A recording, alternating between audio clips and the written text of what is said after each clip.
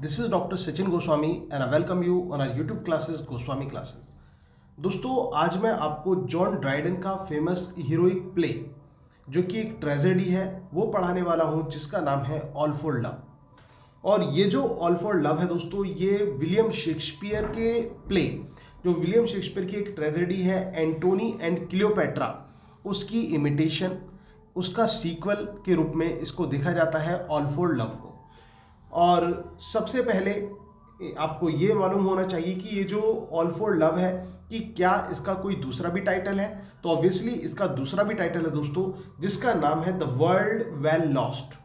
The world well lost के नाम से भी ऑल फॉर लव को जाना जाता है और जो कि एंटोनी एंड क्लियोपेट्रा की प्रेम कहानी को दर्शाता है।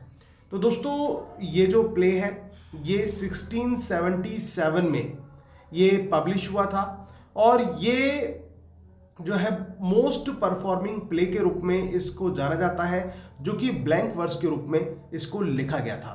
तो दोस्तों ये तो हुई इसकी एक basic knowledge all for love के लिए। अब हम स्टार्ट करते हैं कैरेक्टर्स कि कौन कौन से मेजर कैरेक्टर्स हमें इसमें देखने को मिलते हैं। तो सबसे पहले हमारे बीच में आता है एंटोनी का कैरेक्टर। किसका कैरेक्टर आता है दोस्तों? एंटोनी का कैरेक्टर हमें सबसे पहले देखने को मिलता है। एंटोनी एक रोमन जनरल है और ये वही एंटोनी है दोस्तों जो क्लियोपेट्रा से प्रेम करता है। अब इसके बाद नंबर 2 पे आती है क्लियोपेट्रा। क्लियोपेट्रा इजिप्ट की महारानी है और एंटोनी की प्रेमिका है और आप सभी जानते ही हैं कि वो बहुत ज़्यादा सुंदर है और अपनी सौंदर्यता से उसने पहले भी जो रोमन एम्परर्स हुए हैं उनको मोहित किया है, अपनी तरफ आकर्षित किया है। और फिर इसके बाद दोस्तों नेक्स्ट कैरेक्टर आता है वेंटिडियस। वेंटिडियस की बात करें तो ये एक जनरल रोमन में है। एंटोनी का ओल्डेस्ट एंड क्लोजेस्ट फ्रेंड के रूप में वेंटिडियस को जाना जाता है। इसके बाद दोस्तों नेक्स्ट कैरेक्टर हमारा आता है डोलाबेला का कैरेक्टर। अब डोलाबेला की बात करें तो ये भी एंटोनी का फ्रेंड है, एंटोनी का फ्रेंड है। अब इसमें जो डोलाबेला की बात करें वैसे तो एक तरफ ये एंटोनी का फ्रेंड है लेकिन दूसरी तरफ इसका एक पैशन है क्लियोपेट्रा को लेकर। तो क्लियोपेट्रा के प्रति भी काफी आकर्षित रहता है डोलाबेला। अब इसके बाद दोस्तों नेक्स्ट कैरेक्टर हमें देखने को मिलता है एलेक्सिस का। एलेक्सिस की बात करें तो ये एलेक्सिस जो है ये सर्वेंट है। किसका सर्वेंट है? क्लियोपेट्रा का सर्वेंट है। और दोस्तों ये एक यूनक है। यूनक जैसे कि ट्रांसजेंडर्स होते हैं तो वो ये है जो एलेक्सिस है। तो एलेक्सिस का आपको पता चल गया ये क्लियोपेट्रा का जो है मेड है और एक यूनक है। अब इसके बाद दोस्तों ऑक्टेवियस। ऑक्टेवियस आप जानते ही हैं कि ऑक्टेवियस कौन है। ऑक्टेवियस जो एंटोनी है यहाँ पर एंटोनी के राइवल के रूप में इसको दर्शाया जाता है। और आप जानते थे जो 3 ट्रमविर्स हुए थे जिसमें एंटोनियो आता है, एंटोनी आता है, ऑक्टेवियस आता है और लेपिडियस आता है। तो उसी में ही ये है दोस्तों जो ऑक्टेवियस है और ये इसके मतलब इसका राइवल है एंटोनी का। इसके बाद ऑक्टेविया जो ऑक्टेवियस की सिस्टर है और एंटोनी की वाइफ है। ऑक्टेविया कौन है? ऑक्टेविया एंटोनी की सिस्टर एंटोनी की वाइफ और ऑक्टेवियस की सिस्टर है। इसके बाद दोस्तों नेक्स्ट कैरेक्टर आता है चार्मियन का। चार्मियन की बात करें तो ये क्लियोपेट्रा की एक मेड है और ये क्लियोपेट्रा की बहुत ज्यादा लॉयल मेड के रूप में इसको जाना जाता है।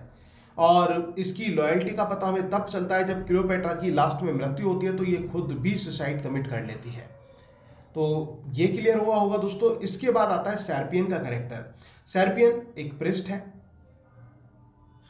ठीक है, ये प्रिस्ट है, आइसिस टेम्पल का प्रिस्ट है सैरपियन। और इसके बाद दोस्तों नेक्स्ट कैरेक्टर हमें देखने को मिलता है मायरिस का।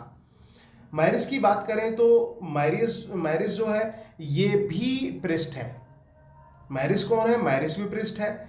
और इरास की बात करें नेक्स्ट, इरास का सर्पियन का मैंने आपको बता दिया, इरास रह गया था दोस्तों। इरास कौन है? ये क्लियोपेट्रा की मेड है। जो इरास है ये क्लियोपेट्रा की मेड है। और मायरिस की बात करें तो मायरिस कौन है? मायरिस मैंने आपको बताया ये प्रिस्ट है एक। इसके बाद दोस्तों एग्रिपिना और एंटोनिया ये ऑक्टेविया और एंटोनी की डॉटर्स हैं। ये 2 बेटियां हैं इनकी, एंटोनी और ऑक्टेविया की। कौन कौन सी? एग्रिपिना और एंटोनिया। तो दोस्तों ये कैरेक्टर्स आते हैं। आई होप कि आपको मालूम चल गया होगा कैरेक्टर्स के बारे में। तो देर ना करते हुए हम मूव करेंगे स्टोरी की तरफ। तो ये जो स्टोरी है हमारी ऑल फॉर लव, इसकी जो बेसिक थिंग्स हैं वो आपको मैंने बता दी हैं। और अब हम चलते हैं कहानी की तरफ कि इसमें क्या है। एक ये जो कहानी है दोस्तों एक ट्रेजेडी है। और इसमें स्टार्टिंग क्या होती है दोस्तों? स्टार्टिंग होती है दो पुजारियों की, जो सेरेपियन और माइरेसिस हैं। ये इन पुजारियों ने वहाँ पर कुछ नोटिस किया है मिस्र के अंदर। ये मिस्र में पुजारी हैं दोस्तों, इन्होंने मिस्र में नोटिस किया है कि जो मिस्र में कुछ अपशकुन देखे गए हैं। अभी अपशकुन क्या है दोस्तों? कि जो नील नदी है, नील नदी का जो पानी है उससे वो पीछे हट गया है पानी, और उसमें से जो समुद्री जीव जंतु हैं वो मतलब ऐसे ही आ रहे हैं, वो बेचारे मर रहे हैं और तड़फ रहे हैं, जो कि एक अच्छा संकेत इनके द्वारा नहीं माना जाता। और इसी चीज के लिए जो क्लियोपेट्रा है, क्लियोपेट्रा को वार्न किया जाता है। क्लियोपेट्रा को वार्न किया जाता है कि वो थोड़ा सचेत हो जाए इस बात को लेकर। और इसके साथ साथ क्लियोपेट्रा को यह भी कहा जाता है कि रोम से जो ये राइवलरी है ये इजिप्ट का जो एक तरह से विनाश कर सकती है।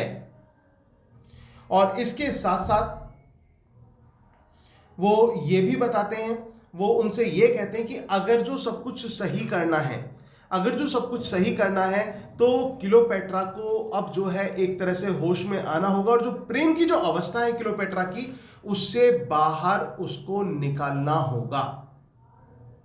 अब जो एंटोनी है, एंटोनी ऑलरेडी निराश है। निराश क्यों? क्योंकि उसके साथ कुछ भी अच्छा घटित नहीं हो रहा है। तो ऐसी सिचुएशन में एंटोनी क्या करता है? एंटोनी अपने आप को एक कमरे में बंद कर लेता है।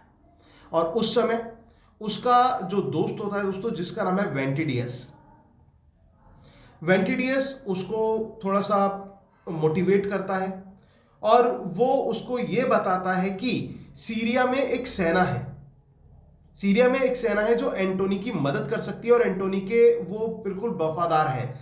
और लेकिन इसके लिए क्या वो चाहता है? वो ये कहता है कि वो सीरिया की जो सेना है वो ये कहती है कि वो क्लियोपेट्रा के लिए नहीं लड़ेंगी। और क्लियोपेट्रा के लिए नहीं लड़ने का मतलब है कि एंटोनी को क्लियोपेट्रा को छोड़ना होगा। एंटोनी को किसको छोड़ना होगा? क्लियोपेट्रा को छोड़ना होगा। अब क्लियोपेट्रा को जब ये बात पता चलती है कि एंटोनी उसे छोड़ने वाला है, तो क्लियोपेट्रा जो है बहुत ज्यादा सदमे में पहुंच जाती है, और वो अपने एक यूनक, जो कि मैंने आपको बताया ट्रांसजेंडर है, उस जिसका नाम है एलेक्सिस, एलेक्सिस को वो भेजती है।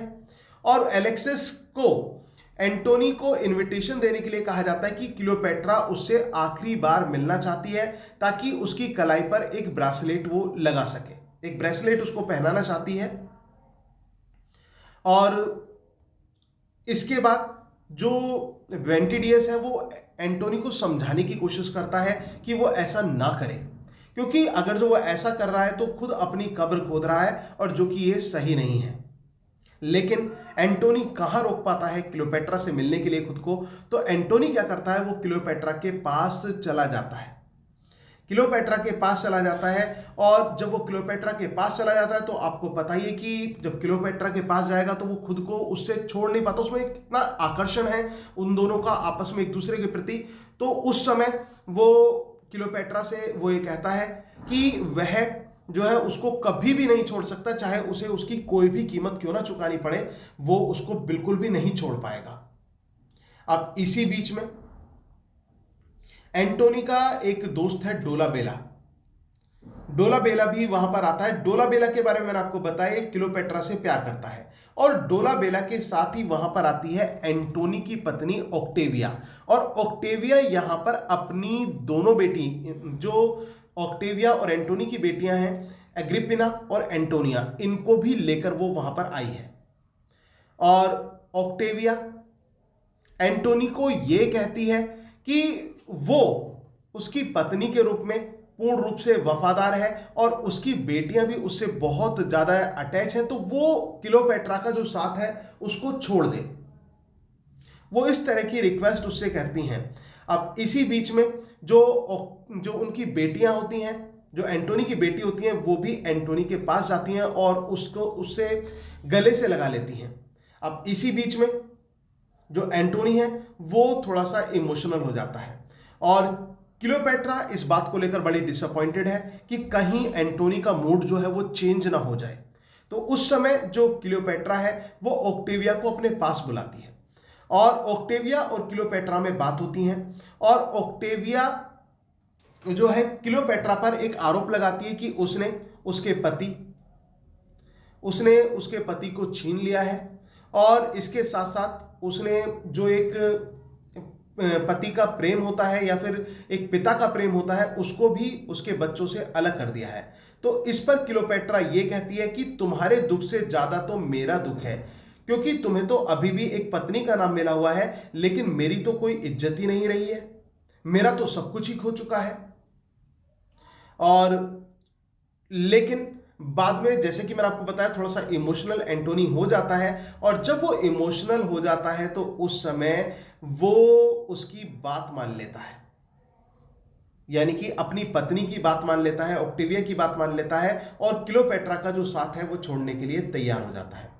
अब इसी बीच में जो क्लियोपेट्रा बड़ी परेशान हो जाती है, अब वो करे तो क्या करे।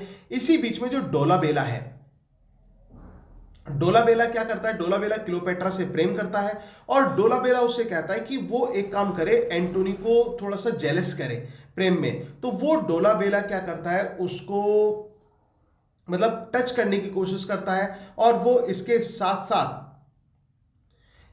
साथ वो क्या करता है कि उसके क्लियोपेट्रा के हाथ को डोलाबेला चूम लेता है। और इसी बीच में जो वेंटिडियस और ऑक्टेविया हैं वो इस बारे में एंटोनी को बता देते हैं। एंटोनी को बता देते हैं कि जो क्लियोपेट्रा है वो उससे बेवफाई कर रही है और किसके प्रति वो बढ़ रही है, डोलाबेला के प्रति वो आकर्षित हो रही है।